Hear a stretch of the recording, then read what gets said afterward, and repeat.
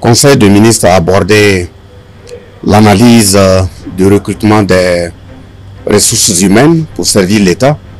Et comme nous l'avons dit dans les prises de décision et de position, l'année 2024 est une année assez décisive. Et une année assez décisive parce que le gouvernement est mobilisé en bloc pour faire face à la question sécuritaire. Et la deuxième question nodale qui va suivre, c'est la question de l'autosuffisance alimentaire. Et également, il y a la question sanitaire. Donc, de ce point de vue, aujourd'hui, c'est le début des décisions pour permettre à l'État d'amorcer le recrutement des agents de l'État qui doivent être en position pour mieux servir l'État et rendre le service public disponible. Mais bien sûr, il y a un certain nombre de réglages qui ont été prévus pour être faits. Réglages, primo, qui commence par le fait qu'avec l'insécurité, il y a beaucoup de services publics qui se sont retrouvés fermés dans certaines zones du territoire national. Nous allons procéder au recensement physique des agents de l'État en vue de vérifier et toucher du doigt la réalité. Quel est l'effectif réel des agents publics de l'État en vue de déterminer le manque à combler à ce niveau. Ce qui fait qu'on ne peut pas lancer de façon globale l'ensemble des mesures de recrutement des agents publics pour servir l'État en 2024. Nous allons le faire par étapes et suite à des vérifications pour voir quel est l'effectif réel que l'État a besoin pour le recrutement et puis se faire servir.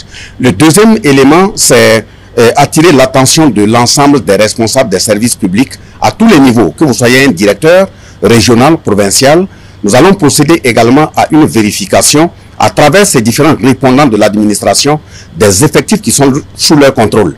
Donc ça veut dire que si, suite à un contrôle, on constate qu'il y a des agents de l'État qui ne sont pas sur le terrain, qui ne travaillent pas pour l'État, ou qui sont employés par d'autres ONG, et pourtant ils touchent des salaires de l'État, ce ne sont pas seulement ces agents qui seront sanctionnés, il y aura également les premiers responsables sous les coupes desquels travaillent ces agents. Donc nous voulons peaufiner l'effectif véritable au niveau de la fonction publique avant de procéder au recrutement. Et ça veut dire que les recrutements seront stratégiques cette année. Nous avons bien dit qu'au niveau de la sécurité d'abord, qui est la première préoccupation nodale, c'est clair qu'au niveau de la police, au niveau de la gendarmerie, au niveau de l'armée, ils sont tous des agents de l'État. Il y a des recrutements qui vont se poursuivre. Au niveau des autres segments, les segments qui vont suivre sont les segments au niveau de l'agriculture pour assurer l'autosuffisance alimentaire, au niveau des ressources animales également, mais aussi le côté de la santé. Donc ça sera fait au fur et à mesure. Mais nous avons constaté qu'au niveau de l'État, en plus des effectifs que nous avons l'habitude de recruter chaque année, nous avons estimé qu'il fallait faire en sorte que le recrutement des chauffeurs, le recrutement des gardiens, le recrutement des agents de liaison, qui n'étaient pas organisés en tant que tel de par le temps, cette année le gouvernement a voulu organiser ce milieu et faire en sorte que tous les Burkinabés aient la même chance d'accès à l'emploi public pour ne pas laisser un directeur général ou un directeur provincial parce qu'il a besoin d'une secrétaire, il a besoin d'un agent de liaison, il a besoin d'un chauffeur, se permettre de recruter comme il le veut. Non, tout ça, ça sera organisé. Donc nous commençons par ça cette année. On a l'autorisation de recruter 400 chauffeurs et agents de liaison. Donc ça sera 200 chauffeurs, 200 agents de liaison.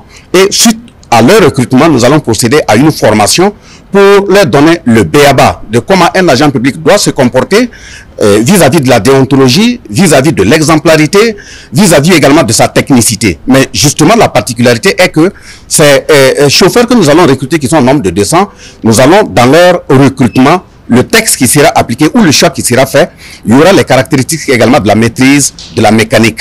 Parce qu'un chauffeur qui est au volant, il faut qu'il ait un minimum en cas de panne, même si la panne n'est pas grave, qu'il soit à mesure de dire voilà ce qu'il faut faire pour que quand même le véhicule puisse l'amener à bon port. Au fur et à mesure qu'on avance, le Conseil des ministres va analyser les autres proportions au niveau des autres embranchements de l'État et on va annoncer les effectifs réels dont nous avons besoin pour servir l'État.